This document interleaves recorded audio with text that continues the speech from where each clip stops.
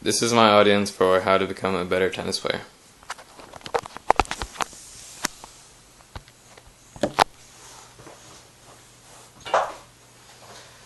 Alright.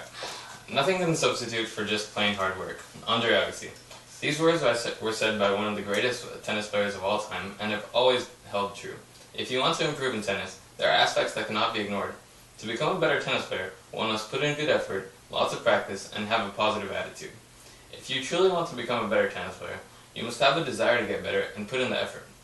When it comes to gameplay, you get the same amount that you put in. This means that you must put in a lot of effort to get a good result. You must also take the game very seriously. Improvement is substantially larger when you don't fool around. Additionally, when you put in the effort, it allows you to focus on specific parts of your tennis game, therefore making you better.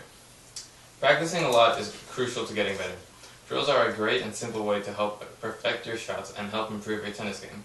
By practicing often, you will be well prepared for your challenges. Additionally, practice will get you in the physical shape you need to be in to play well. Although other factors come into effect, if you can't compete physically, any match will become a struggle. A lot of practice allows constructive practice methods to develop muscle memory for successful strokes or hits. Having a positive attitude is very important to becoming a better tennis player. Being positive will allow you to be mentally prepared for your upcoming challenges. A good approach to your errors is saying, the more mistakes I fix, the sooner I'm a better tennis player.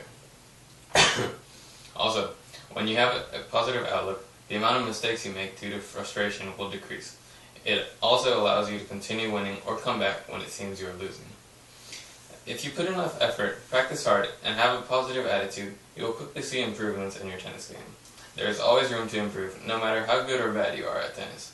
By understanding the fairly simple requirements of getting better, the results will surely become obvious.